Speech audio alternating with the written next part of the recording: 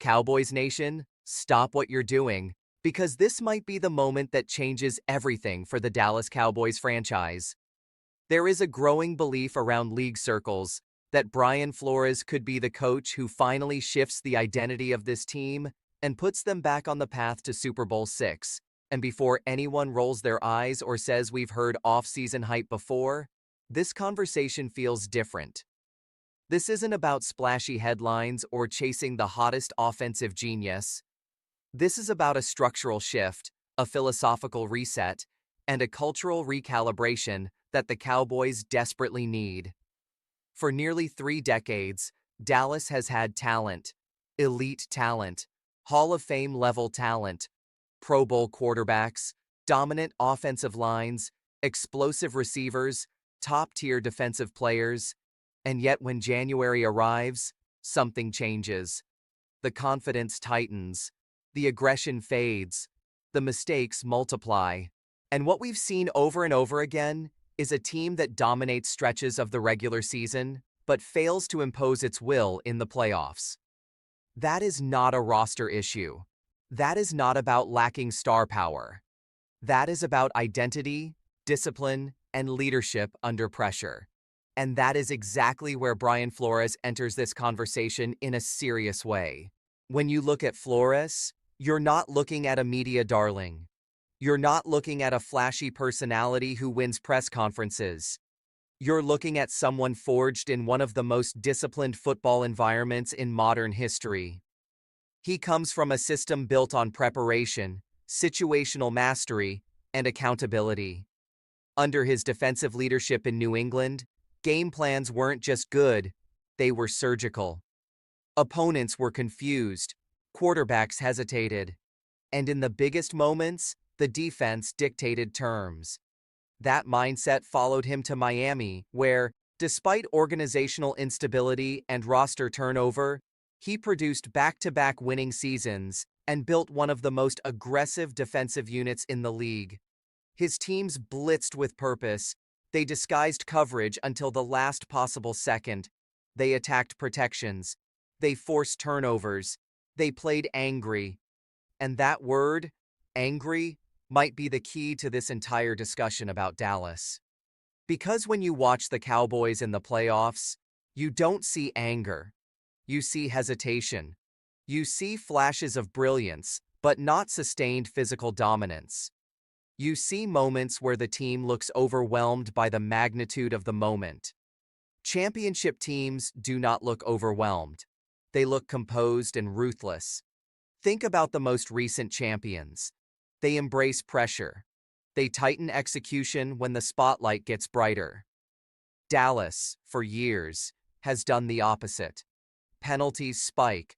Assignments break down. The offense presses. The defense loses its edge. And this is not an attack on individual players, because the talent is undeniable.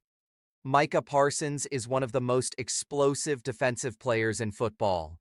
Trevon Diggs and Daron Bland have shown elite ball skills. Dak Prescott has proven he can produce at a high level during the regular season. CeeDee Lamb is a legitimate offensive weapon. The offensive line has been rebuilt with youth and athleticism. The pieces are there. What has been missing is a unifying force that demands mental toughness at every level of the organization. Brian Flores is known for intensity that borders on relentless. Practices are sharp. Meetings are detailed. Expectations are non-negotiable. You either align with the standard or you fall behind it. That approach does not always make you popular, but it commands respect. In Dallas, where the spotlight is brighter than anywhere else in the NFL, that type of leadership could be transformative. The Cowboys are not lacking confidence. Sometimes they lack controlled aggression. Flores builds defenses that play on the front foot. He does not wait to react. He dictates.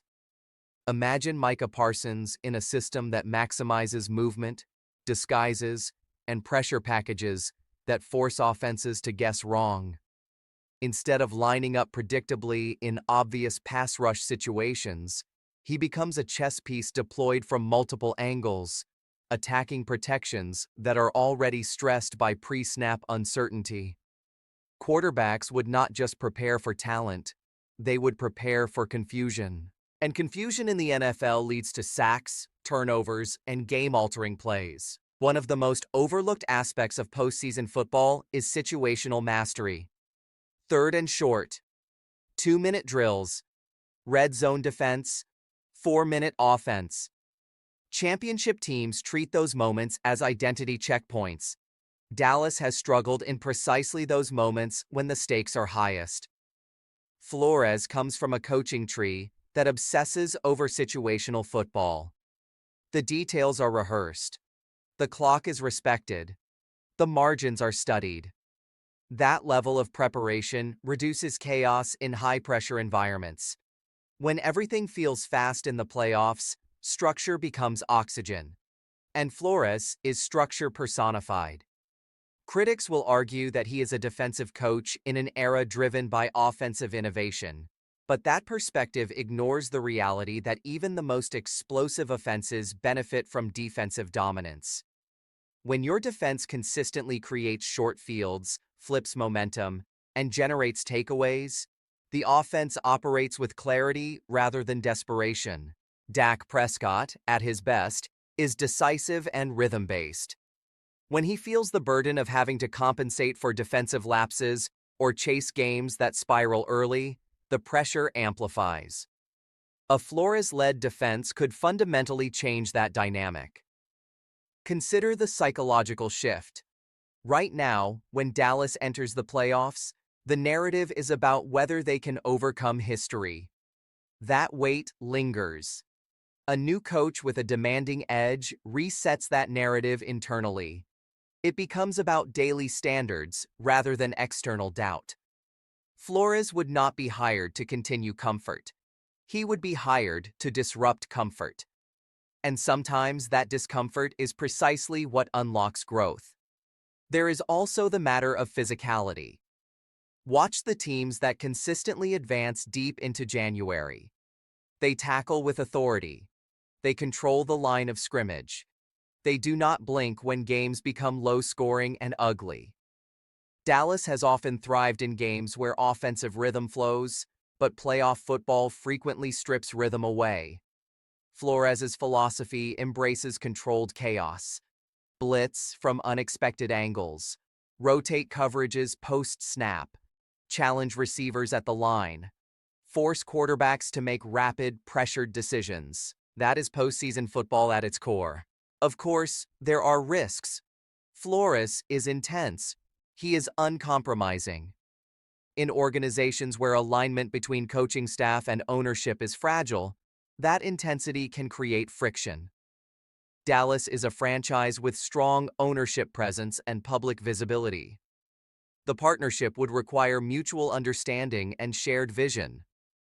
But ask yourself this: has comfort delivered championships in Dallas over the past quarter century? Or has comfort maintained respectability without breakthrough? Sometimes organizations must decide whether they want stability or transformation. Flores represents transformation. Not a rebuild, not a teardown, a recalibration. He would inherit a roster ready to compete immediately. The NFC landscape is competitive, but not insurmountable. There is no dynasty blocking the path in the way the Patriots once did in the AFC. Windows in the NFL open and close quickly. Dallas's window is open now. Parsons is in his prime. Lamb is ascending. The core is intact. The opportunity is real. Imagine a divisional playoff game where Dallas forces 3 turnovers because the defense confuses a veteran quarterback with late rotations and disguised blitzes.